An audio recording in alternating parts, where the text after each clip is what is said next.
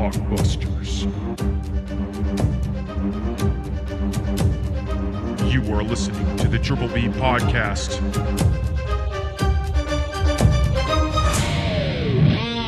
Let's fucking go.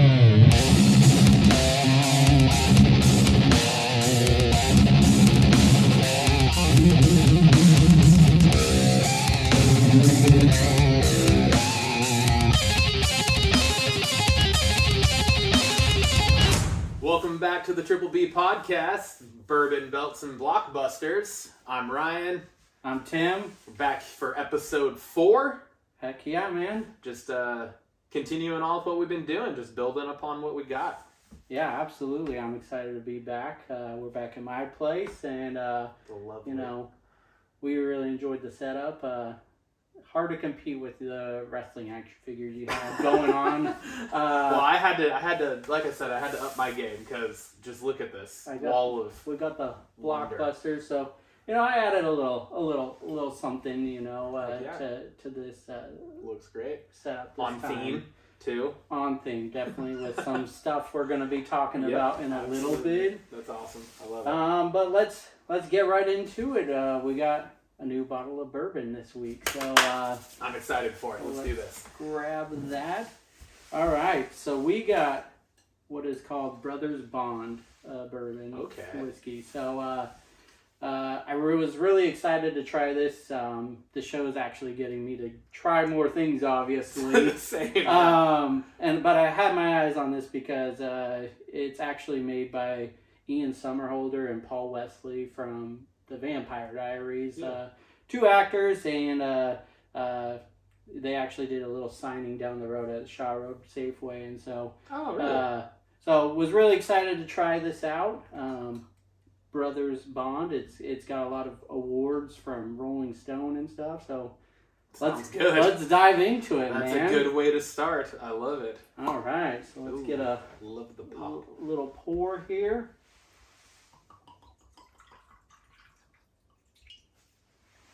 Hand you over there. Perfect. Oh, that's gonna sound good on the playback too. Right next to the mic. I love it. And as you remember, we're gonna give this a little rating afterwards. Absolutely. All right. First, before we do this, because it's gonna be a part of our cheers. All right. Once again, we got to cheers out to your lovely girlfriend, Haley. For the, thank you for the glasses. Yes. They are Triple B Podcast Bourbon awesome. glasses. We posted a shot of them yesterday on our socials. So let's cheers to another episode. Absolutely. Oh, I gotta get around the dang being a lefty over here.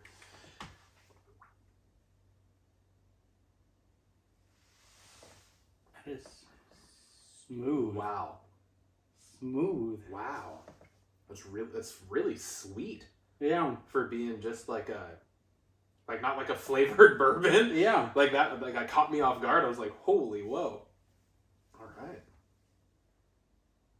Yeah. And this, I mean, I don't think any bottle of bourbon is cheap, but it's definitely not very expensive. So, Brothers Bond. Everyone give it a try. All right. Let's get to like totally zoned off for a second. I was just looking at it. That's really good. Let's give your instant rating. What do you got for it? 8.5. Oh. I was gonna say an 8. So we're thinking the same. Yeah. But that's really smooth. Really smooth. Really smooth. That might be the smoothest. Like if we were ranking this purely based off just smoothness. Yeah. That would be the standard. Yeah. I think for smoothness and bourbon that we've had on this on the show so far. That's really good. Yeah. Yeah. Well. The only thing that I'm like didn't put it up there with our original 10, being the French oak makers.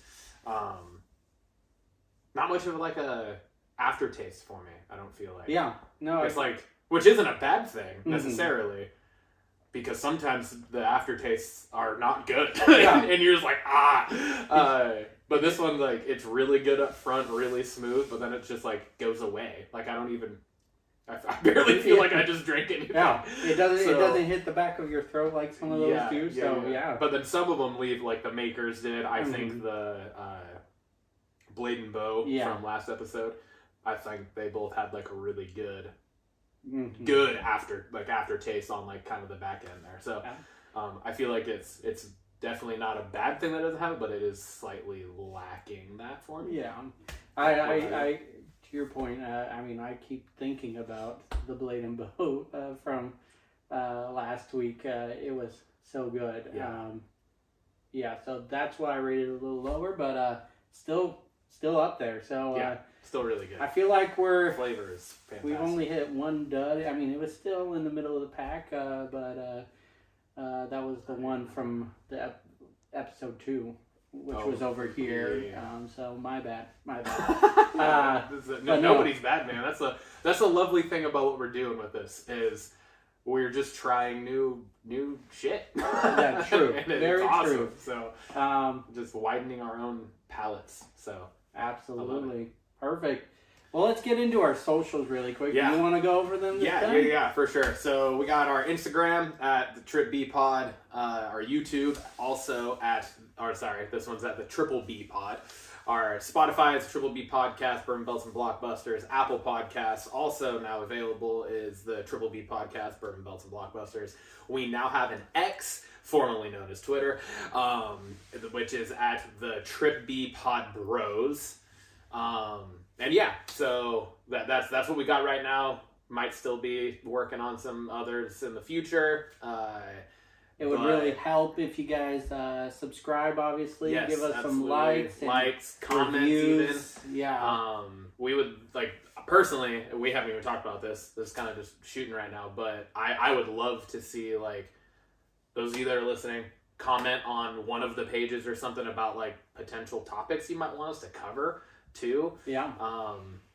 Also, that would make it more interesting for us as well to talk about. Be like, hey, somebody wanted us to cover this. Totally, we would love to do that. So, agreed. And then also just kind of want to hear your guys' feedback on some of the questions we're asking each other. What was your favorite storyline? Who's the best storyteller? We want to hear from you guys. So, yes, absolutely. Comment on the socials, give us reviews so we can get this growing a little more. Yeah, for sure. Moving on from the socials, what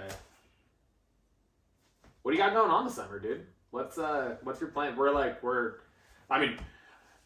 It's a little different for me. I'm full blown in summer mode now because I'm a teacher and we're actually on summer break. So I'm actually in summer mode now. And obviously someone that doesn't get summers off, it looks a little bit different, but it's still summer regardless. It's still the season of summer now. So absolutely. Anything exciting? Any plans you got? Well, the biggest plans currently is we got the Blink-182 concert at the Gorge, and that's the beginning of Haley and I's vacation. It's her birthday week, so... Is her birthday that next day? The 15th. Okay, so it's the Monday? Yeah, so nice. We just got a week off together. We don't get a lot of time off together, so just spend some time together, which is exciting. And then we're celebrating our 4th year anniversary in August. That's awesome, dude. So... we don't, most of our plans are kind of on hold just because we want to save up for projects in the house right now. Gotcha. We bought an older house, so there's just some updates we want to do on it, and it's expensive. Well, shit, what you guys have done just so far here looks great. From when I helped you move in. Yeah. It already looks amazing, so exactly. I'm excited to see what you guys do. So not anything huge, but we got a couple moments together, and I think that's going to be good. Yeah. What about yourself? Dude, the Blink concert is obviously, it's at the forefront of everything because it's just in a couple weeks here, and we've been talking about it a lot in the group text. My two brothers are also doing that concert with us, so trying to just figure out all of the logistical things that we've been trying to figure out. No kidding. That is quite the jaunt for us to go for a single concert. I've been to the Gorge before one time for a watershed, so it was a festival. I was there for 3 days or whatever. And so it's obviously a little different, but just trying to figure out the camping and all that. I think kind of similar to what you said though for me is like it's kind of just the whole summer. It's really just like it's my first summer with Lainey, my daughter, for both my wife and I. The summer looks a little different this year, obviously, because of that, but also, like, Lindsay, my wife, is only working, like, 2 days a week right now, so just because we're fortunate to be able to kind of not have to do daycare and that type of stuff. Her parents are awesome, and they each take a day and watch her for the week for us, and then the other days, it's, like, me, Lindsay, and Lainey are getting to be together and hang out. So awesome. I'm really stoked for that. It's super cool. I did Lainey just turned 8 months yesterday. She's growing quick. It's really fast, dude. It's insane. She's a sweet I posted. By the way, I don't know if you saw the post I did yesterday for her turning 8 months, but it was there's a clip where she stands on her own it's a full 4 seconds, which is just crazy to us, you know. My mom wasn't surprised. I apparently started walking on 8 months. Oh, gotcha. So she was like, "Yep, she's definitely your daughter." Strong and crazy by the way she looks. yeah, right. But yeah, so I'm just excited, dude. It's so much fun to just be home and not having to get up and leave every day, and then only be with her for like the 4 hours. Yeah, you know, because it's like I get home from work and then we literally have maybe 4 hours before she then goes to bed. So getting a little more time and get to be a little more hands on and work with her on things. And she's at such a cool stage right now where she is such a little personality. Yeah. You know, and you can do more with her, and she's, you know, not as fragile as, you know, like a newborn was. Yeah.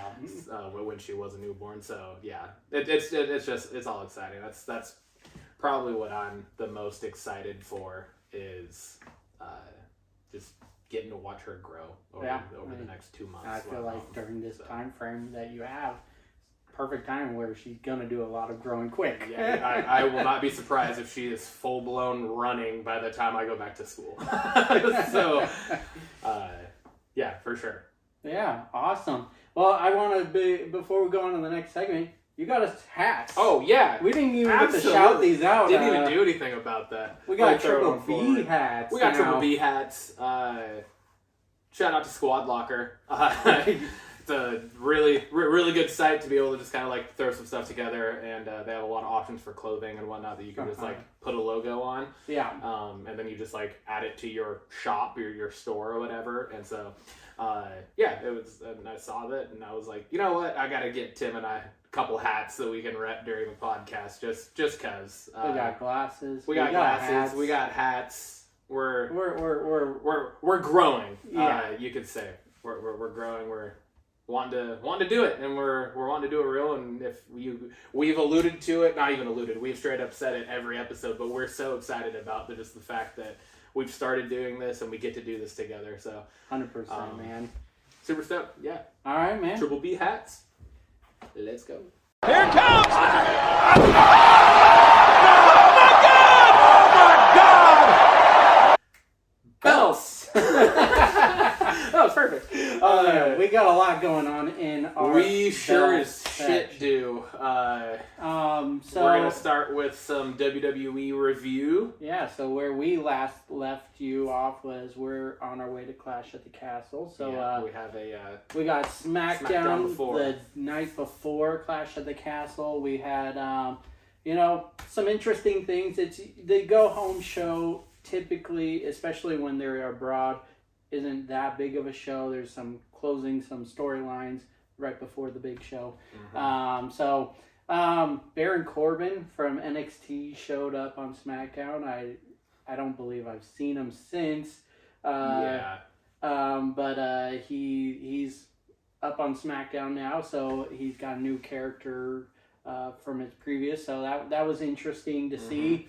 We got DIY. causing issues with Austin Theory and Grayson Waller. On the Waller effect. On the Waller effect. And, we got really good teams going head-to-head here. There's history between Johnny Gargano and Austin Theory from their NXT days in the group called The Way. And it just seems like DIY is trying to pull a little,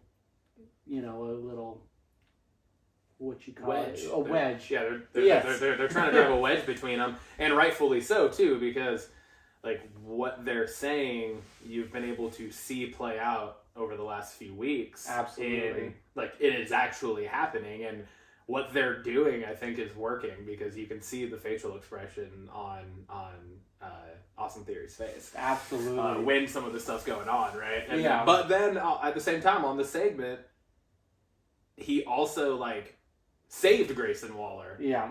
It's even after all of this, he then saved Grayson Waller and he took a super kick and whatnot. So it's very interesting. I love this whole, both those two teams, it's such great performers in the ring too. Yeah. So it's exciting to be able to just lead into a great showdown. Yes, for sure, and just interesting what will happen from the result of it all. Yeah. We got Stratton and Nia Jax kind of joining forces. It looks like. It's at least that's what it appears to be. Yeah, it appears to be. Maybe it's keep your friends close, your enemies closer situation. Yeah, could be. We talked about it on our last episode. We thought LA Knight and Logan Paul would be added, or was added to Clash at the Castle, but wasn't the case. Yeah, they weren't. So they're still developing the feud. We had a segment where LA Knight was at Logan Paul's place in, I believe, Puerto Rico, in the pool. And just floating in the pool. So I think we both agree that LA Knight has still got that rocket strapped to his back, and I think it ends with him taking this U.S. title. I agree. And then Randy Orton returns. We had a segment where we have Solo going against KO at the end of the night, the main event, and of course Tama and Tonga beat down KO, and they invade, who of course comes to the rescue. We got Randy Orton. So I love it. I love the Randy and KO. Yeah. Literally the RKO. I love the shirts. I love the whole branding of that, and absolutely. I wouldn't be surprised if at some point we saw them go for tag team gold together. For sure. And it would be great because they're very good together. Absolutely. So. It's just you can pair Randy Orton with someone and they come out with a great name for them.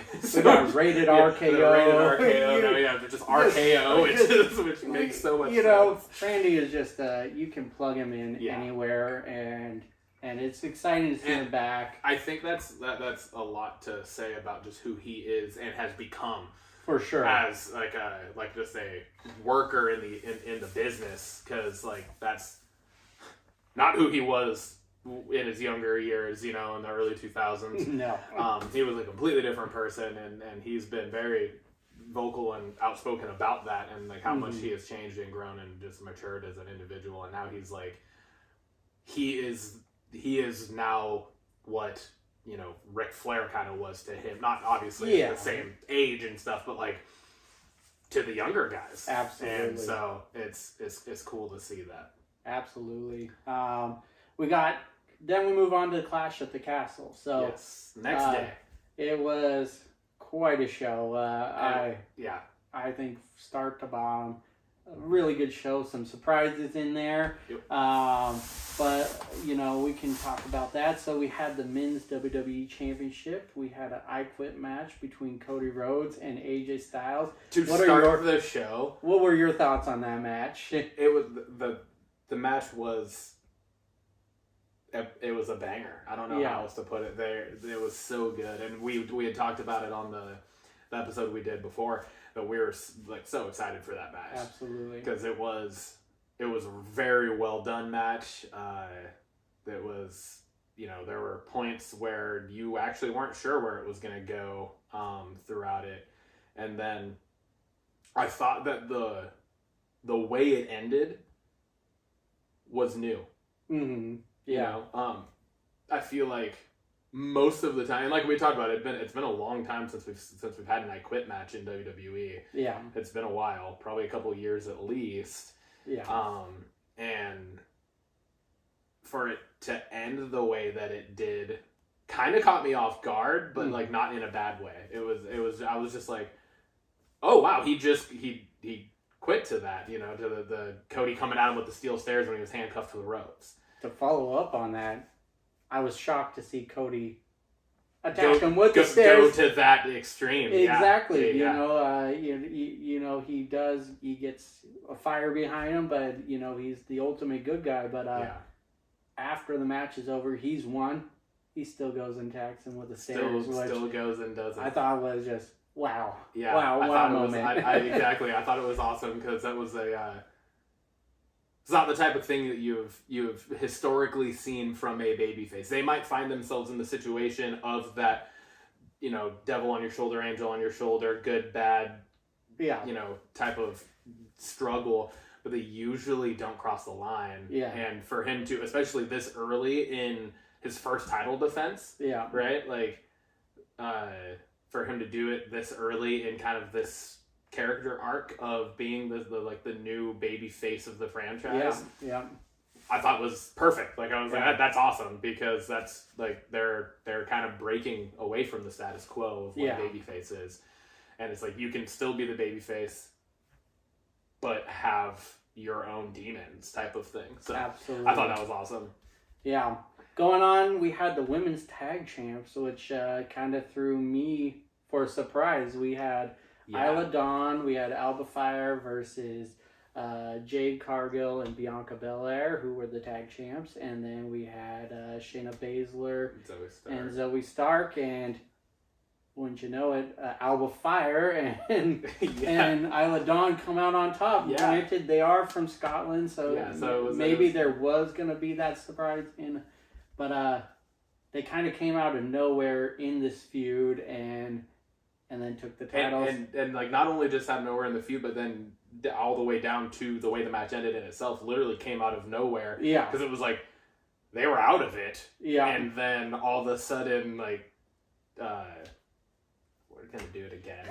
Goddamn. Bianca hit a move, and then all of a sudden she rolls in, throws Bianca out of the ring, and then just goes for the pin, and it was like, what the fuck?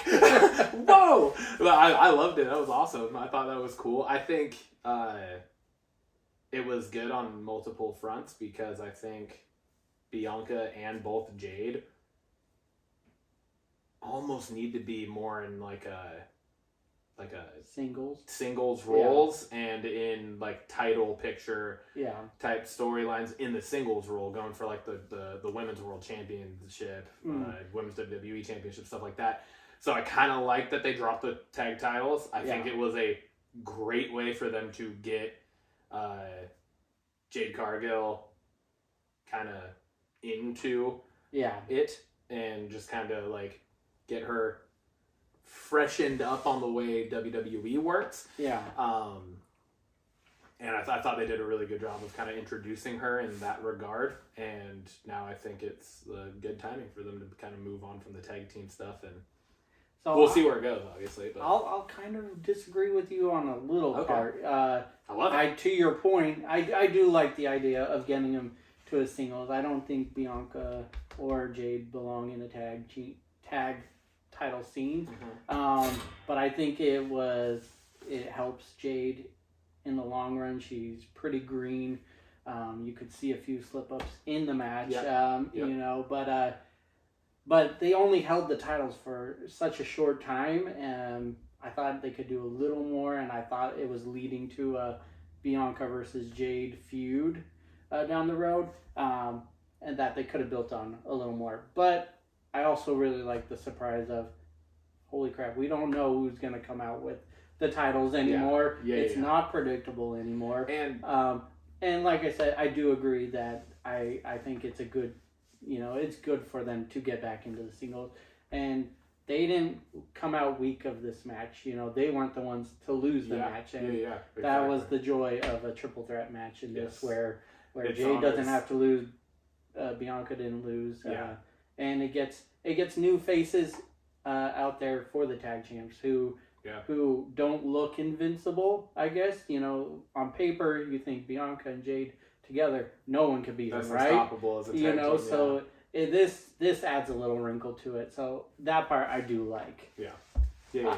Going on to the Intercontinental title match, I think we both agreed that this was going to be probably match of the night, or it was going to be really good. For sure. Sami Zayn versus Chad Gable. Gable's really gunning for the Intercontinental Championship. So, thoughts on that? What do you got for that? Every time those two are in the ring together, it's a master class of in-ring work, right? Like, it really is. So good. And you add in the wrinkle of, again, Alpha Academy kind of imploding. Chad Gable's turning into a big asshole over there, and so you got that drama going on. But at the same time, then it's like, yes, you can see the tension rising, right? But and like they're building to an implosion, but it's like on the edge of your seat because you're constantly just like, every show leading up to it, you're like, fuck, come on, Otis, just fucking kill Gable already, and he hasn't yet, you know. So it's like that's a whole other intriguing point to this storyline that already is intriguing, of just Sammy and Chad, former like best friends essentially going into this, and Chad training Sammy to take the IC from Gunther, and like then it gets to where we are now. And so, I mean, the match itself was great. I think it was a legit conclusion to their rivalry. At least for now. I agree. Which I also am good with, because it's like the hope that you see more stuff further down the line with between Alpha Academy, and you have all that, and then whatever next thing for Sammy is. So the only thing I was left scratching my head on was this the end of Alpha Academy? What did Otis, you know, like at the end he's walking away with Maxine in his arms, and it looks like the end, but you don't know. So so I guess that was my only question after the match. But great match. Sami Zayn comes out on top, still our Intercontinental Champion. So really, really solid match. Going into the next match, we had the women's title match. We had Bayley versus Piper Niven, and I think we were excited about the storyline going into this. I was legitimately surprised by the outcome of this match. Legitimately shocked. I think we both thought this was a good chance for Piper to take the title. There was not a single part of me that thought Bayley was going to win that match. And again, this goes back to what we've talked about for the last few episodes, and the last 2 months essentially, really, since WrestleMania.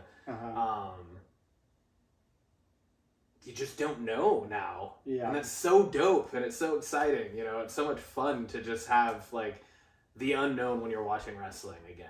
As you don't know what's going to happen. Because, like, I legitimately was like, well, they already gave the tag title match. I thought just in and of itself was like, okay, they're pulling for, like, the hometown heroes right now. Right? And so I thought there was no way that Bayley was going to win that match. And they were playing it up like that, too, in the match. Like, they were making it seem like Bayley was going to lose this match. Piper was pulling some monster moves. Dude. She's so good, was destroying I Bayley. love it, because she's one that, like, on a very shallow level, you would just look at her and be like, there's no way she's that good of an in-ring performer. Right? It would be it's very similar to, like, Earthquake from back in the day, right? Where you're like, probably not. But then you watch them wrestle and you're like, oh, shit. Like, no, they're actually legit in the ring, And so it's so much fun to watch Piper. And can we give a shout out to Nacho Chelsea? Chelsea Green Libre? She gets kicked out of the match earlier on, comes back wearing a fucking Lucha Libre mask. Oh my god! It was that was great. Like kudos to her for trying and being that homie. That was. It was just like that just added a great. What the fuck's going on right now? I loved it. It was great. Really, really solid match. Bayley comes out on top and comes out with the championship. So, which leads us to our main event of that show: Drew McIntyre versus Damian Priest for the World Heavyweight Championship. Yeah, dude. And wow, what a match! We had Damian Priest almost die during the match. That spot was horrifying. I was like, honest to God, it was jaw horrifying. On the floor. Yeah, I think Drew had his jaw on the floor. But then they played it so fucking beautifully. I had the same note, just saying Drew came through. In the clutch during that spot, and it was interesting because it was a spot where it was like there was zero time for anyone to actually assess what had just happened. Yeah. But and it's Drew obviously reacted perfectly, but I think there's almost like a missing, nobody thinks about it. I think it was Damian. I think it was Priest, really, because he's the one upside down by his leg. Legit looked like he could have just snapped his leg in half. Or his neck. Or his neck, the way he hit the ring apron, for sure. But for him, because the only way that continued the way it did, I think at least had to have been him saying, "I'm fine, keep going." Yeah. That quickly to just assess it and be like, "Play this, let's go." Yeah. Because he knew how horrific that could have been for the match. Yeah. Right? Even take out the fact that he didn't get hurt. The way if that would have gone 2 seconds longer without them doing something, it would have been a complete failure. Yeah. And a dud, and it would have just been McIntyre just immediately going up and kind of pushing the ref back in a sense, right? Just kind of being get away. Boom, and just starts pounding on him while he's hanging upside down. It was perfect. Drew's line, I don't know if you caught it, but he's like, "I can't win the match on the outside of the ring." So that showed why he was trying to undo Damian Priest from the ropes. I didn't catch that. So that match or that part was just genius. Yep. On Drew's part. I was a little nervous that the ref didn't check on Damian right away. I was like, "Is this playing?" There's no way this is playing because that looked horrific. Well, and that's what I think it was like. But you didn't hear on TV, but I feel like it had to have been Damian somehow signaling to him. No, I'm fine, keep going. Yeah. Right? It had to have been, because there's no way the ref's not, he just ran up and was trying, slightly, just for a split second, tried to pry the ropes open, and then it was he got called off. Yeah.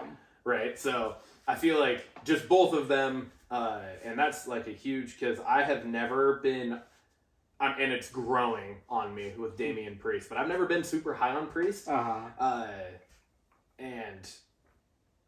But I think, and the more and more that he's involved in these storylines and things are growing, and it is exciting to see, and it's a new person in the title picture and everything, which is always it's always fresh.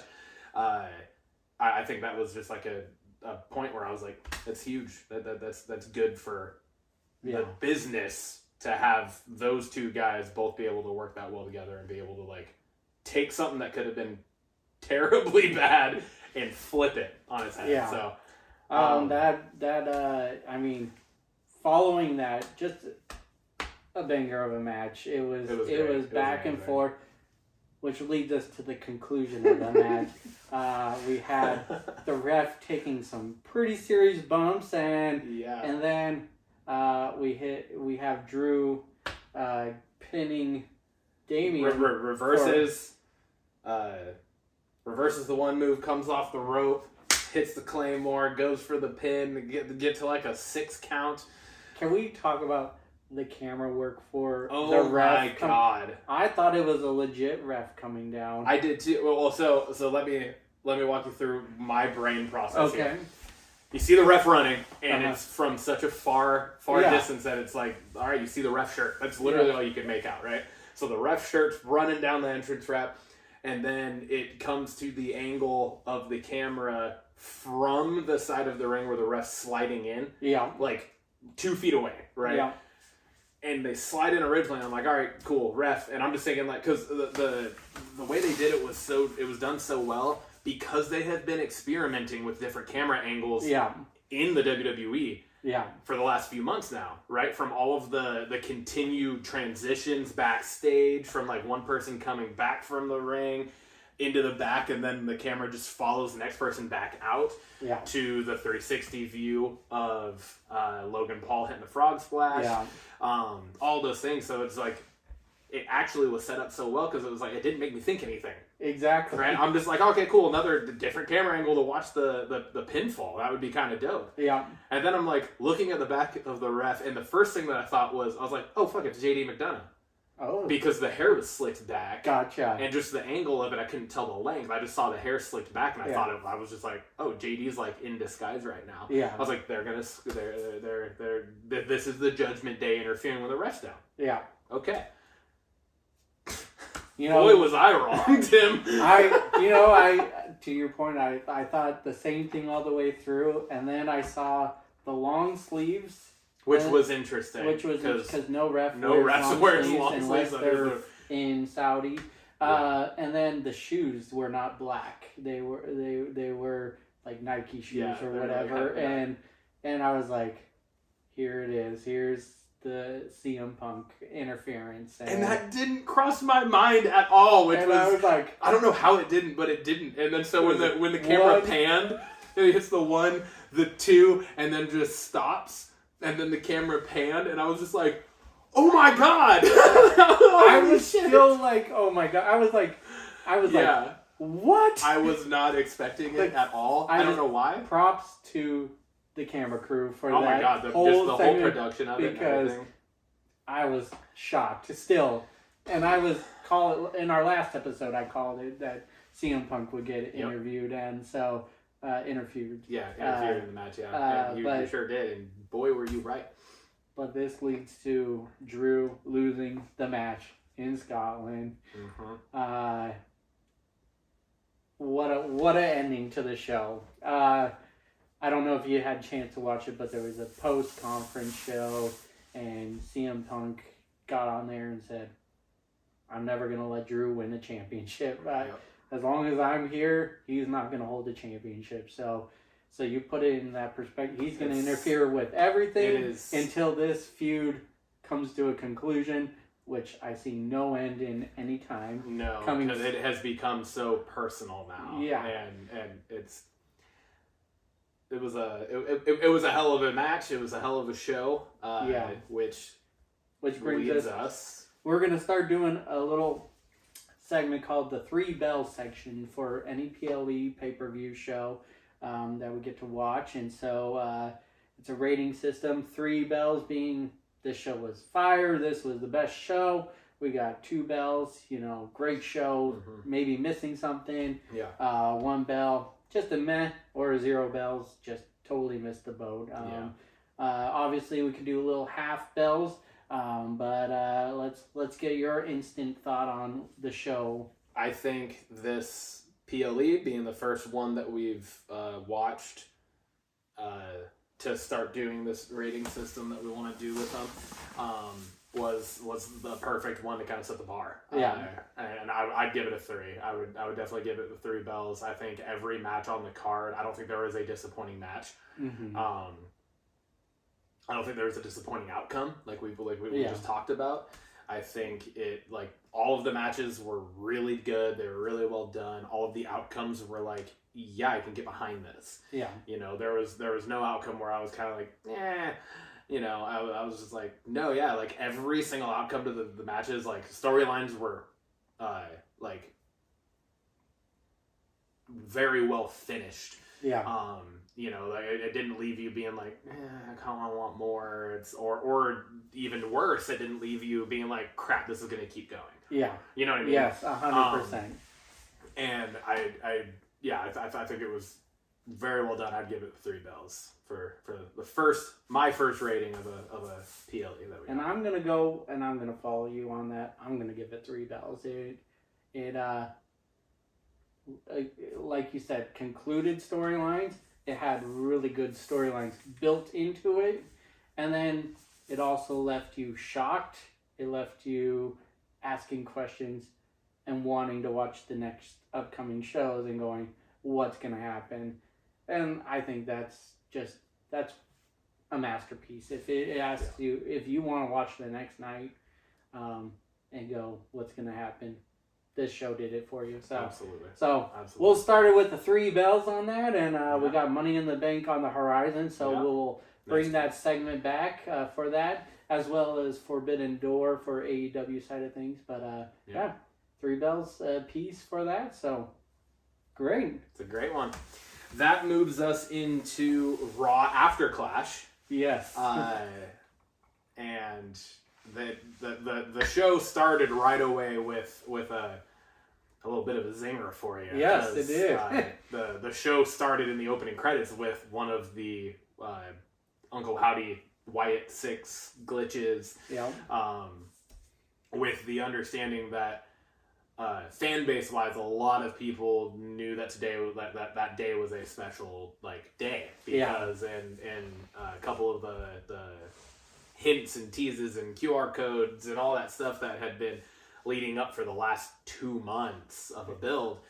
I think it was like the Raw before, it might have been 2 weeks before, there had been a QR code where it brought you to this thing, and in writing it said June 7th, but it was June 17th, but it was written backwards. Gotcha, yeah.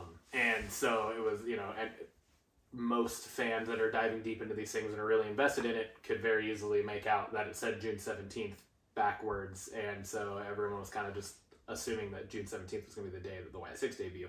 So then to start this episode of Raw with a glitch, you're like, "Ooh, is it happening?" I had chills, dude. And you're like, "Oh, okay, it was just another one of those." I mean, all right, what's going on? And it kind of just instantly out the gate just kept you on the edge of your seat because you're like, "Okay, something's gonna happen. When's it gonna happen?" Yeah, is it gonna start the show? Is it gonna be in the middle? Yeah, where is it gonna be? And chills. So, with another great production piece to what they're doing, and it was keeping you invested and keeping you involved. Yeah, but to my surprise, I'm sure you're surprised and everybody else is surprised, the show actually started in a completely different way. Yeah. And that was with Seth Rollins returning. I did not see that coming. I didn't see that coming either, because they had played it off so well that it was like, oh, he's like, he might have actually fucked his knee up. Yeah. Was actually out for a little while.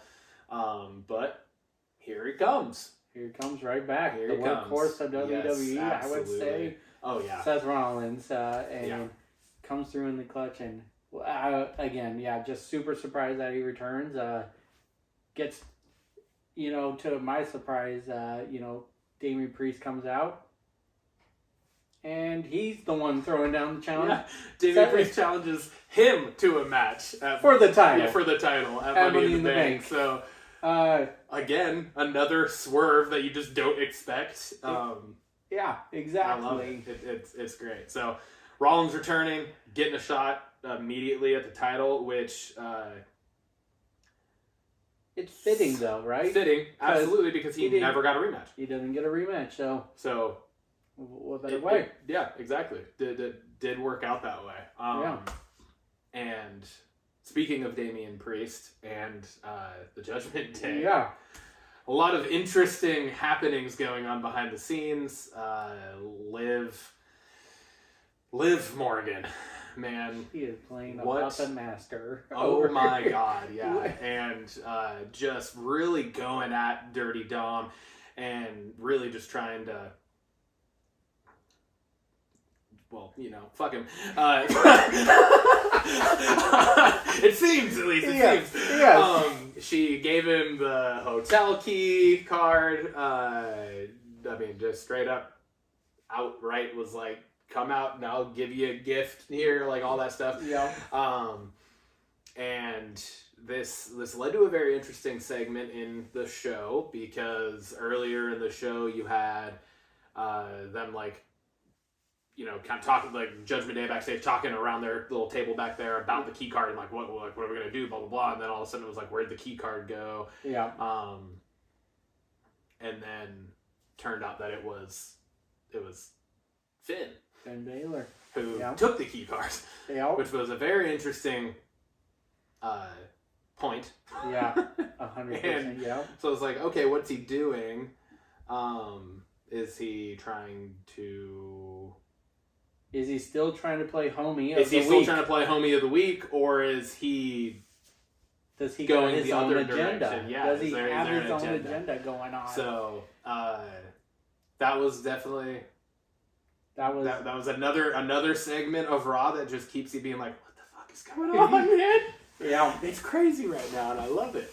And then going on, we got Money in the Bank qualifiers starting. So we only had 2 matches this night that set up some qualifiers. And all of the qualifier matches are triple threat matches. Yeah, which means no DQ. No DQ. 3 people gunning for 1 spot essentially in it. Yeah.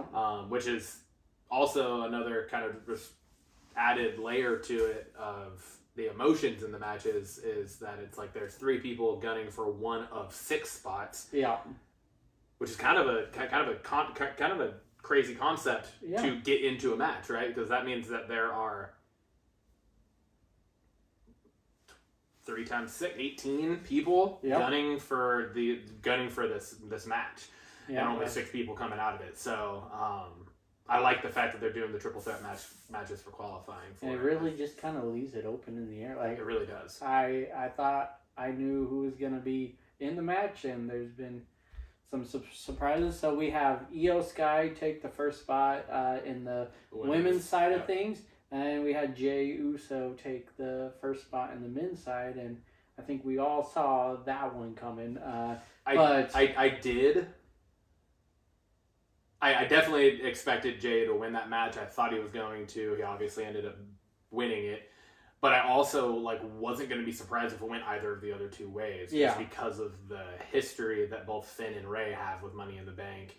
And then the whole just clusterfuck of what has transpired between Judgment Day with Dirty Dom and Rey and all of that. So I wasn't surprised. Yeah.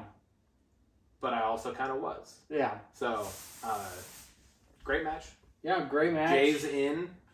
Kind of moves us along, talking about the end of the Sammy Chad feud to Monday night, where Sammy is obviously I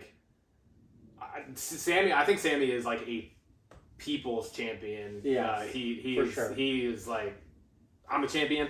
I'm going to defend this fucking title. Yeah. He doesn't want... He's not going the... I always bring it up. I have to. He's not going the Roman Reigns route where he is defending the title once every 180 days. But yeah, so... Sammy comes out and almost immediately... Braun Breaker comes out. There's a lot of going into this. We also have a Sheamus and coming out. But Braun Breaker, he's coming in hot off of NXT. Oh my God. He's obviously related to Scott Steiner and, or Rick Steiner. Well, he's related to both. He's Rick Steiner's son. Rick Scott Steiner's son, nephew. Yes. Yeah. But definitely a hot prospect off of NXT. The week before, I didn't put it in the notes, but just his beatdown on Ricochet was, oh my! I don't know if there was segments that went wrong, but Ricochet getting slammed on the semi and hitting the ground, I was just like, he's dead. I thought that was a legit he's hurt. Well, and then to follow it up with the power slam onto the windshield / hood of the car, he killed Ricochet, dude. Yeah, and that was on par with those classic Attitude Era fucking backstage beatdowns. That was on par with even before Attitude Era. Shawn Michaels throwing Marty Jannetty through the fucking steel the window pane. Yeah, exactly. It was oh, this is like, he's fucking destroying this guy right now. Like, it's not just like, he's gonna fight back Ricochet. Nope, yeah. You're dead. And then the extra layer of, why am I forgetting her name? The ring announcer. Ricochet's fiance. Yeah. Did it again. Yeah, we did it again. We're not even going to try. Whatever. But her leaving the show. Her leaving the show and then fucking Pat McAfee doing the ring announcing for the rest of the night. Which was awesome. But it was also just like, again, it's just one of those things where it's like emotion, right? Yeah. It's just like constantly running through it and making the show be like, oh, this is real. Like, this is actually, and like, we all know it's wrestling. It's not real, but like, they're playing it so well that you're so invested like it is. So yeah, and I just gotta say, Braun Breaker, I feel like they're, I gotta be honest. I don't think many NXT prospects come out of NXT looking good immediately on Raw or SmackDown when they come to the main roster. I'd agree. I'd agree. I think what he reminds me coming out of the gate is Kevin Owens. Kevin Owens challenged John Cena for the U.S. title right out the gate and looked strong. I think that's how they're building Braun right now. So he's a legitimate contender to Sami Zayn. Which brings us to Alpha Academy officially shutting down on Chad Gable. He laid into them. And Otis couldn't take any more. And he says, we are done. Yep. So we are not family. I don't know if this will lead to a match, and we'll kind of get into that later, because there's another segment that happens to close this show. That is true. That is true. But part of me feels like there has to be a match that comes of this. But for now, Otis says he's done with Alpha Academy. Speaking of saying you're done, this was a fucking swerve that I again didn't see coming. Obviously, 2 nights before Clash at the Castle in Glasgow, Scotland, Drew McIntyre's fucking homeland, CM Punk comes out, screws him over again for the second time in the last couple months. Yeah. Drew comes out, and you're expecting it to just be the same thing that it has been really with this character of Drew McIntyre that we've talked about and we love so much, is it's always somebody else's fault thing. Yeah. And like, I love that with him because he plays it so goddamn well. He just fucking came out and he quit. Didn't say much. Didn't say much. It just said, I'm done. I quit. Yeah. Dropped the mic, walked out. Even Triple H is like, Triple H is trying to get him. Yeah, so that was very interesting. And that was literally the last we saw of Drew. Yep. Like, he didn't come back. There was no more. It was the little shit backstage between him and Adam Pearce, and then Triple H, and then he left. Yeah, and then Adam Pearce chased him down again. Oh yeah, that's true. Yeah, and then he was done. He was gone. Yeah. Which brings us to the epic conclusion of Raw, as Jey Uso is celebrating in the crowd. He just qualified for the Money in the Bank. What happens? Well, the glitches start happening. The lights in the arena shut down, and then you get the camera view of a door closed with blue light behind it and the fog. And for anyone that knows anything over the last fucking 10 years of WWE wrestling, that is like that mixed with the Fireflies in the audience, that is like the true sign of Bray Wyatt. Yeah. Right? And the Wyatt family and everything. And so everything that has been getting teased, and all the QR codes and the glitches and all of the different points in the shows too, which I loved the sporadic involvement of those. Right? Yeah. It was never like, oh, it's not just in the opening credits. It was like they'd be in the middle of interviewing somebody backstage, and all of a sudden the screen just fucking goes for a split second, just enough for you to be like, oh wait, what? Yeah. And then it just moved on, right? Yeah. And it did it in the beginning, like we talked about, of this show, and here come fucking Wyatt Sicks. Yeah. Nikki Cross comes crawling out all fucking creepy from backstage. Yeah. And then the camera, again, it's those like continued camera views that we were talking about, goes back. We see the rabbit, we see the fucking pig, and then like the crow, the vulture, yeah. And then it comes to Uncle Howdy, and Uncle Howdy is standing there just kind of swaying back and forth looking. In the process, it's scanning and viewing. It's like dead people all over the place, just like corpses. Complete devastation. Like, blood showing on Raw. Yeah, blood showing on Raw, like looking like people were like shot in the face. Yeah. It was crazy, and then out comes Uncle Howdy, kind of gathering his minions, right? Yeah. As he walks back out, he passes back by all three of the others, and then comes back out, and they all show up behind Nikki Cross on the stage.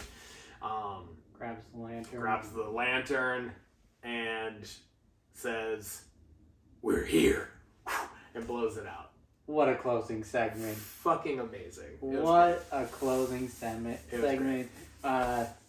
Just chills all around. The piano playing from Bray's theme song. Mm-hmm. Just glued to the screen and couldn't stop watching. And to be able to just kind of point to how endearing this is to the audience. The second the lights went out, it was phones. Yep. It was the Fireflies. The Fireflies were out, man. Yep. And it was like there wasn't they did not miss a beat. It was like the second the lights went out, boom, it was up. Yeah. And that's just kind of a testament to the power of a character that Bray Wyatt was. Yeah. So I thought it was the perfect homage to Bray Wyatt. It didn't do a lot, but it just it brought the door. It brought the lantern. Yeah. It brought the lights shutting down. It brings me back to Extreme Rules when he came back. Just all around great. It was a great closing to the show. Yeah. Speaking of, kind of brings us to another new segment type thing that we want to do. Is for the belt segment is the banger of the week. And banger that's, of the week. In my opinion at least, you're the one that brought this up to me, but as soon as you said it, I was like, this is kind of paying homage to Sheamus. Yeah. Banger after banger after banger. All right, and so banger of the week, and it's the Wyatt Sicks debuting. Yep. Yeah. Right? Like this whole thing is we're each gonna bring one to the table, but I already knew what it was gonna be because I don't think there's anything else that it could have been. With all of everything that had happened, like quit match, the DIY and Waller Effect segment on SmackDown, Randy Orton returning, then obviously everything between Drew and CM Punk and all of that. This still stole it. Like it was the jaw-dropping, most amazing. Like it was so well done, and the build to it and everything was amazing. So So my idea of this segment was just recap the last week and what was the biggest spotlight of it. That becomes the banger of the week, and as I was coming up with this segment was because I was watching the Wyatt Sicks debut, and I was like, well, we have to. This is the biggest moment of the past week, and it lived up to the hype. So, banger of the week, both of us agree. Wyatt Sicks debut. Wyatt Sicks debut, yeah. All right. Which brings me to my question of the week for belts. We're coming up with questions for each other. Mm-hmm. And this is a great chance for our viewers and listeners to chime in as well. But I was reading online, just someone was talking about a moment that kind of derailed someone's career without a win. So my question to you, and I'll give you my moment as well, but a moment where you think that the wrong person or persons, it could be a tag team, won that derailed the other's career or momentum at the time. Yeah, I've kind of thought long and hard about this. And there's a lot that you could say in different eras throughout the history of wrestling and everything, but one that really stands out, and it's kind of a different setup for it, because it's almost it was like multiple people careers changed kind of because of this, but it was the Brawl for All in 1998. That tournament where they were the WWE, or it was Vince Russo, was like brought this straight like boxing match essentially tournament to wrestling, after they had been like spending time kind of marketing it as like, this is entertainment, it's not real fighting. They had spent a good portion of time doing that, and but I think the biggest outcome of this whole thing was Bart Gunn.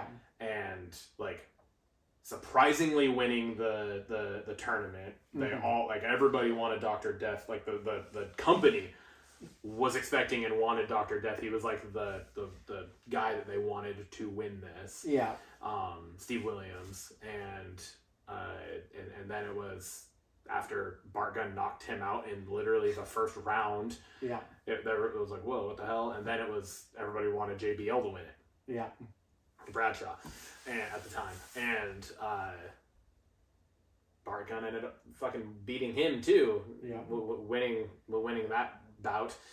And then it was because of all of that. Then it was weird. He ended up signing with All Japan. Like in the midst of all this, he ended up signing with All Japan, but he saw like contract negotiations with WWE, and because of it, it was such a stupid fucking idea from Vince Russo to do this whole tournament in the first place. And like so many people have panned this, like people that are a part of the company. Like Jim Cornette said it's literally the worst thing WWF at the time had ever done. And it was so bad that it ended up they like had Bart Gunn come back to finish his contract obligations at WrestleMania in '99, and did a fucking boxing match against Butterbean where he got knocked out in like 27 seconds or 35 seconds or something like that. And he was like an up and coming like new star wrestler, like had such potential, and then it ended up they fired him after that. Like fired him after WrestleMania, had him just get destroyed by fucking Butterbean, who was a professional boxer, like a professional fighter. And then he went on to All Japan, but then so did Steve Williams, went back to All Japan, and they had like some feuds and stuff, but it was like his career kind of ended, like it definitely got derailed. Maybe didn't end there, but it definitely got derailed because like he had the potential to become a potential like star in WWF at the time, and that whole fucking thing just kind of ruined it. So that was, but that was along with a handful of other people's like stints too. So that's mine. Gotcha. Now the one that comes to mind, didn't completely ruin the person's career, but definitely stopped big momentum going in their career. So I'm just going to give you some highlights that were on my docket. We had the Nexus coming up, and then Wade Barrett losing to John Cena pretty early on in the feud. Kind of Nexus was, for that time in WWE, there wasn't a lot going on. That was exciting. That was, absolutely. And that kind of just that crushed some excitement going on. And then it really did derail the trajectory of Wade Barrett, right? But I mean, long run, Husky Harris was in that group, goes back to NXT, becomes Bray Wyatt. So it ended up being good in the long run. They all had some good things going on afterwards for most of them. But then my big one was Booker T losing to Triple H at WrestleMania 19. It was Booker T had all the momentum. I thought this was a great chance to put the title on him in Seattle, Washington. But I don't fault Triple H by any means, but it just, the ending of that match, it was a pedigree and then this long crawl over. It was like a minute between the pedigree and Triple H finally getting over to cover, only to just get a full 3 count. It was just almost an anticlimactic. It was just obviously Booker T goes on to revive his career later on, but I think that put a halt to a big momentum he had going on at that time in his career. But for sure, if he won, would we get King Booker later on, which was a huge character? Absolutely. So again, not faulting anyone, but it's the one that came to mind where it just stopped all momentum going on.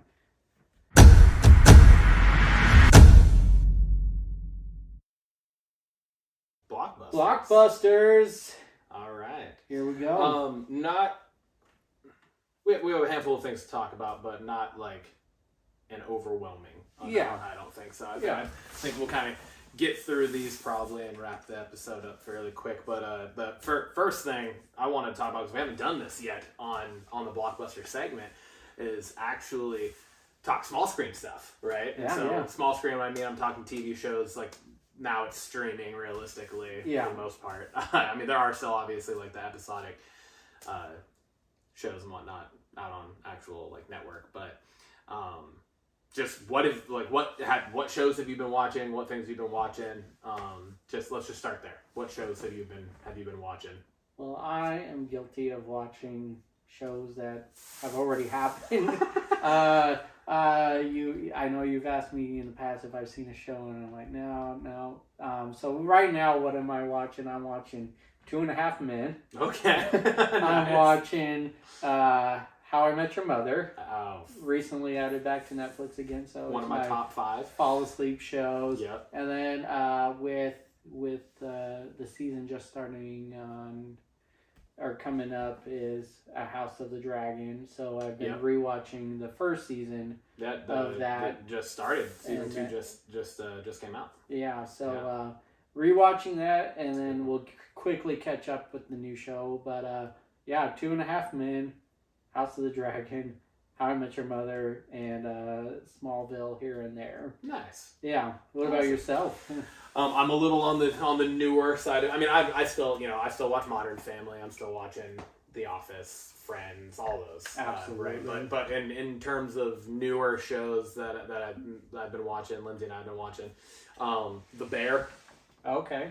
The Bear is just started season 3. Came out I think Wednesday night, and they dropped the whole season on Hulu. Okay. So that's cool. We watched episode 1 last night. Good job kind of getting you back into it and all that. But it's those of you that don't know, The Bear. It's about a restaurant. Guy kind of takes over from his brother who passed away. And then he like starts trying to take this and turn it into like a legit fucking place. It was like a sandwich slinging shop. Gotcha. And then he's like trying to turn it into like a fucking 5-star restaurant type thing. Okay. He had like gone to New York and worked as like this chef in like the #1 restaurant in the world and like all this stuff. So he knows what he's doing. And it's really anyone that has worked in the restaurant industry, like you feel the stress and like it kind of puts you back into those times. I spent a good portion of 7 years or so working as a waiter and a bartender, and so it was just like and in the kitchen too, so I've kind of got all of the different sides of it, and watching the shows like it really brings that back up. Whoa, it's stressful, but it's done so well, and there's a lot of really good actors and just very good acting in the show, so that's a really good one. Handful of other things I'm just going to kind of rattle off. Only Murders in the Building. Love that show. That show's amazing. So good. It's so good. Season 4 is about to they just finished wrapping season 4. Some big names coming to that show too. I mean, they already have Zach Galifianakis, Eva Longoria, Molly Shannon. On top of Meryl Streep joined last season. They got some fucking names in this. Paul Rudd was in it. They have some people in this show, and Melissa McCarthy is going to be in it too. That's right. So I'm really excited. We're really stoked for that. It's a great show. Another one that's also podcast based is based on a true story with Kaylee Cuoco. That show was really good. Is there a new season coming soon? It's not yet, but there is a season 2 that is going to be happening. The way season 1 ended, it's like you fucking better. Yeah. If it just ended like that, it would have been so disappointing. Yeah. So that show was great. Her and her husband end up like befriending this guy that ends up turning out to be a serial killer, and then they end up like starting a podcast with him. But then it gets them into the situation where they're like, okay, we're either going to go to jail or he's going to murder us. So what the fuck do we do? And so that's kind of where you get left off with it. It's fucking awesome. The Boys on Amazon on Prime Video. Yeah, you talked about it, and I have not watched it yet, but it's on my queue. This one is one that like you should definitely watch because it's superheroes. Yeah. It's I think like written and produced by Seth Rogen and like one of his buddies or something like that. So you know the kind of I believe the guy that did Supernatural, Eric Kripke.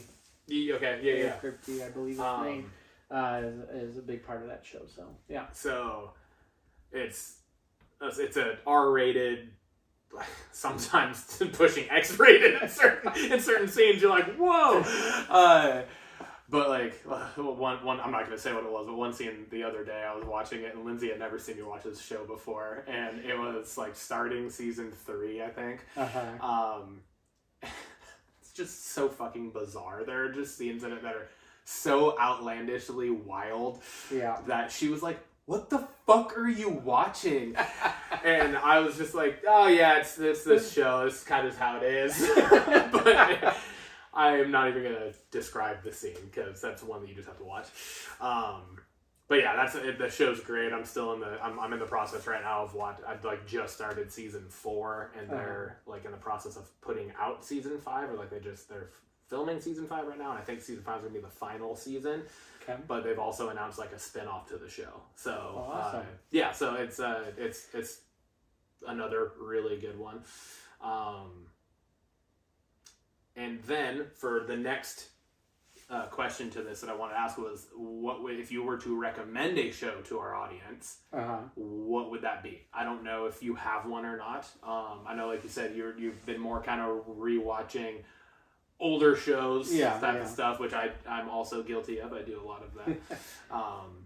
So I'll start with my number one recommendation right now. We just started watching this. It's on Apple TV Plus. It's called Presumed Innocent. Okay. It's Jake Gyllenhaal. He is a lawyer, and his one of his colleagues gets murdered, and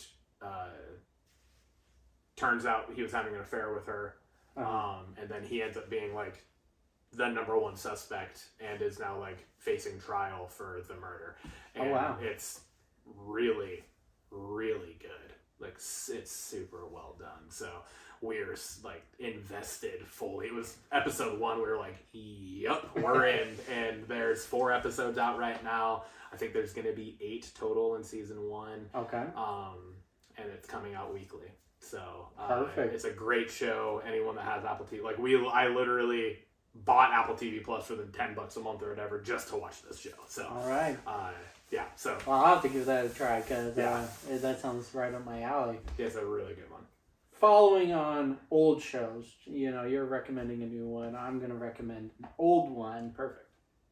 Prison Break. Okay. I haven't watched that. It is a phenomenal show. Does it go off the rails sometimes? You're like, I mean, it's a show called Prison Break. How many times can they break out of prison? The storyline, it keeps me. It's just an exhilarating show. It's like kind of like we were talking about Bad Boys, just on the edge of your seat. What's going to happen? I thought it was well done. There is, I believe, 5 seasons of it. It's over now, but highly recommend it. I believe it's on Hulu right now if you want to stream that show, but Prison Break is the show I recommend. Awesome. I'm gonna have to add that one in my list because it's one that I've seen a lot of it. Yeah. Just through social media and clips, and then like back when it was coming out, I'd be like watching TV and I'd see a commercial for it or whatever, and I never got into it. I never watched it, so definitely have to be one that check it out. I get into. All right. Brings us to our next topic of the Blockbusters, which is something I know we have talked about before. Did we mention this on the podcast? I think we talked about it, but we never. I think we skipped over it. That's why. Alien Romulus. It is the newest entry into the Alien franchise, ever-growing Alien franchise, and a great franchise. We got a trailer for it, and that trailer, holy smokes! Terrifying. Terrifying. Like gripping. Terrifying. It gives us didn't we see? Didn't they show the trailer? Did they show the trailer for it when we went and saw Bad Boys? Yes, they did. So we saw it we saw the trailer in theaters together too. Holy shit, man! It definitely gives a lot of callbacks to previous films. Yes, but I think that's what the trailer is trying to do. But I think it's going to be its own kind of thing for sure when it comes out. But holy smokes, what stuck out to you in that trailer? So with all of the Alien movies and everything, you would be like, to a point, you kind of think like, how many times can we have, like, kind of what you said, like, how many times could they break out of prison, right? Yeah. Like, but they always keep it fresh and keep the idea, beat the idea right. And it's like, I have the same idea with, like, how many ways can they make one of the alien face huggers and then the, not too long after chest busting. Yeah. Interesting and kind of keep it new and kind of make it be like, oh my God. Yeah. And make you literally cringe, because that's what they've always done. Like, that has always been one of the most terrifying things about these movies to me. Is just the ability of the face hugger to get you, and then what it proceeds to do is impregnate you with a baby alien, and then the way the alien literally is birthed is exploding out of your chest cavity. Yeah. Well, to my knowledge, we have never seen the camera view of one of these things, or what is transpiring inside, as we get in the trailer for this, when she like shines like the ultraviolet light or whatever it is around her and like to her back, and then you can like see right through. Yeah, like you remember like when you were a kid, you could like put a flashlight up to your hand and kind of like see like that view of it. It was like that, right? It's like, and you just see it fucking crawling around and oh my God. Shivers. Shivers, gives me the willies. Oh my Lord. But yeah, that's like, I'm so excited to see that movie. And I'm a big Alien fan. Big Alien fan, and I think this one's gonna bring in that scary factor again, and I'm excited for it. Yeah, same. Next up, we are actually repping in a couple different ways right now, which was actually not planned, but it worked out really well. So it was just recently announced, the newest attempt, I will say, at least, at a live-action Street Fighter movie.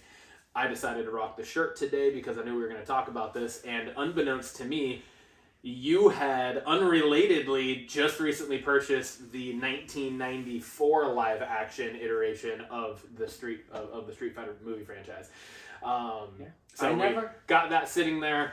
I got the shirt on. We're going to talk about it briefly.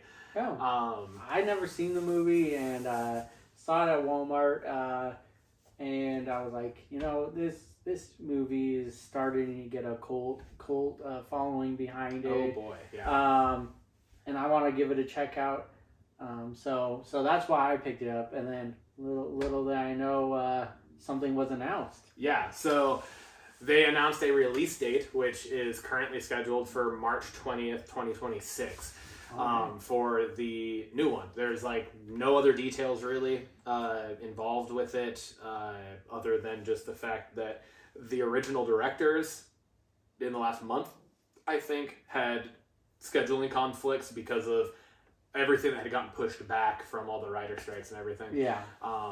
This caused a lot of issues within the world of Hollywood, but yeah, so they ended up actually leaving, but then Sony obviously feels pretty legit about what they have going on with the movie because they don't currently have a director, but they just announced the release date for a year and a half from now, roughly. Or actually a little under 2 years, I guess. Yeah. So, yeah, so that I just thought that was exciting, something to kind of throw out there because I think I have seen this movie. Uh-huh. I think I've seen it a couple times, but it's been years, and it was one of those movies that, like I said before we started the episode, it was similar to like Pooh, Blood and Honey 1, where it was like, it's not great, yeah, but it's also great. Yeah, you know what I mean? Like in that sense, like it's it was panned widely. Critics, fans, it was a financial bomb, everything. But as you alluded to, in the decades since it came out, in the 20 years since it came out, it's 30 years since it came out. Holy crap, 30 years. I was born in '93. I should know how long that's been. I'm 30. It's really garnered a cult following, and a lot of people love the movie. So I'm excited for you to watch it, and then so we can, whether it's on here or it's off screen, whatever, we talk about it, because I need to watch it again too, just for shits and gigs. Yeah, but I'll let that's Street Fighter. Yeah, I think it comes at a great time. We're actually getting a lot of video game adaptation movies, and I think Sonic kind of spearheaded that, and that's been a success. I think a lot of the game adaptation movies beforehand have failed tremendously, but I think we're going in a new direction where they're actually doing their due diligence of trying to follow Sonic. Yeah.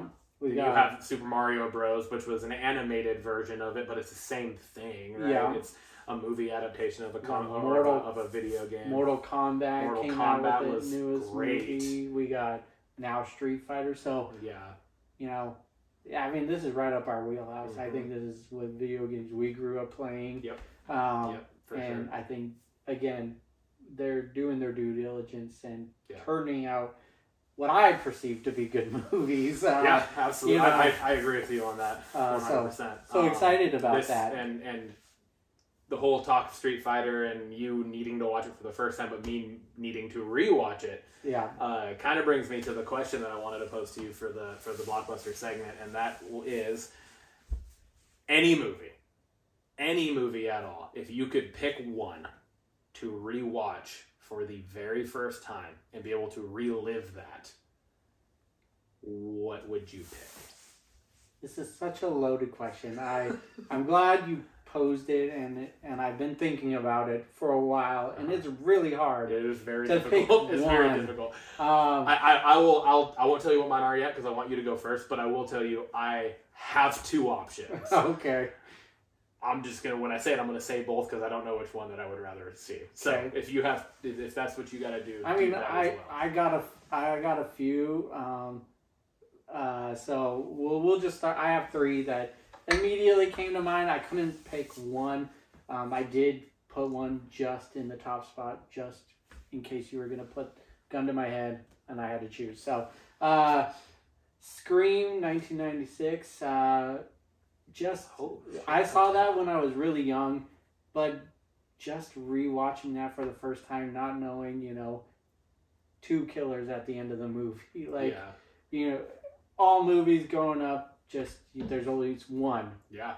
This had two.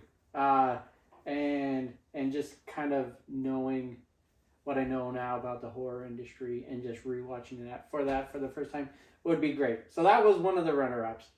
Dumb and Dumber.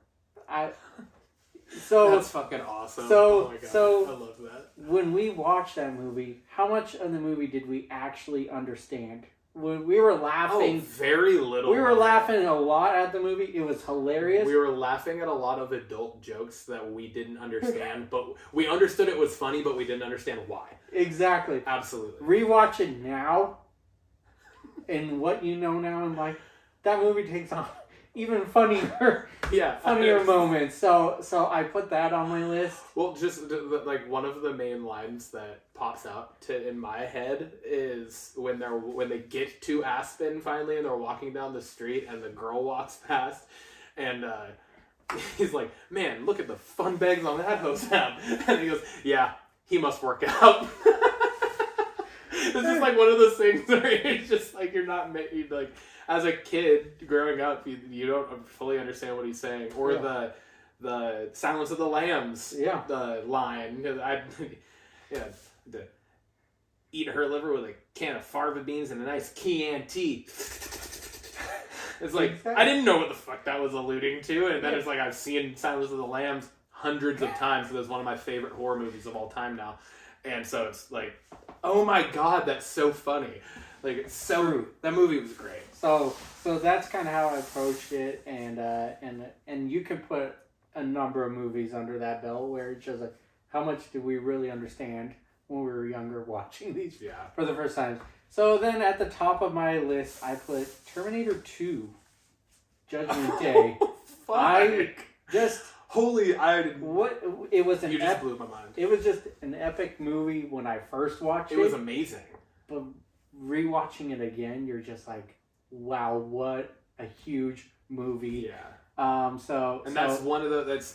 why I wanted to do this question, was because it's like, if you could rewatch any movie, but now, as you now, with what you know, and just like the mental cognizance that we have now as full-blown adults, as opposed to what we were when we were watching these movies. Yeah. Fucking T2 came out in fucking early 90s. Early 90s, right? Yeah. I don't even know if I was born yet. Honestly, I don't know that I was. And so I was obviously little when I watched that movie for the first time. And you just blew my mind. I did not expect you to go that route. Holy shit. It was just a lot of... But that's such a good one. Yeah. It's a big, epic movie. I think it's probably a lot of people's top 5 sci-fi action movies. And how epic would it be to see that for the first time again? Yeah. All right, what about you? So this was really hard for me because it...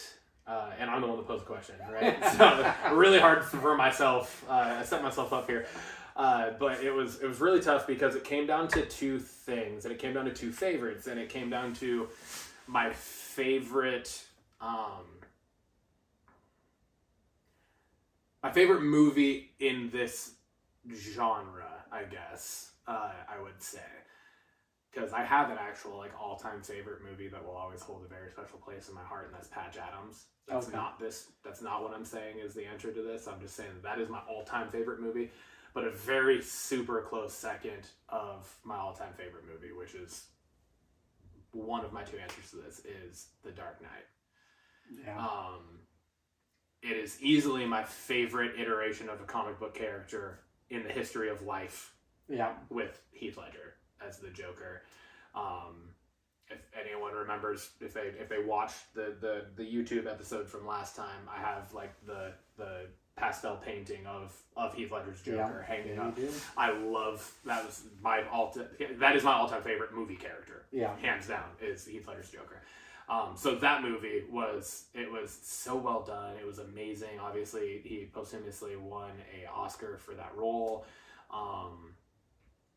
And then my other one is my favorite movie franchise of all time, and it was the conclusion to it, and that is Harry Potter and the Deathly Hallows Part 2. Harry Potter has been, and will probably for always be my favorite movie franchise of all time. I think the books in and of themselves are amazing. I think people argue this. I think they did a really good job putting those into movies with the limitations that movies have. Yeah. Right? Yeah. Movies are very limited. They can't portray everything that are in books. I think they did a really damn good job in it. And I am more of a watcher than I am a reader, and I always have been. So the movies for me that's my realm. That's where I live. That's where I thrive. I love it. Yeah. And so the Harry Potter movie franchise for me is amazing, and to watch the climax of it, which is that final movie, and the conclusion, all within the probably 2.5 hours that it is. It was I would love to rewatch that for the first time. So that's my two. Those are great choices, man. Yeah, dude. Yours were too, though. So Can we go back and watch these for the first time? Yeah, right. I 100% did not expect you to say T2. That blew my mind. I was like, whoa! I wasn't expecting that. That's why I love doing this. That's why I love fucking doing this podcast, and I love doing questions like that to each other, because it's always interesting and it keeps it fresh and things that I don't expect to hear from you, and I'm sure it's the same way going the other way. So same vice versa. So fuck, dude. All right, man. Cheers to episode 4 in the bag now. Booyah! Cheers.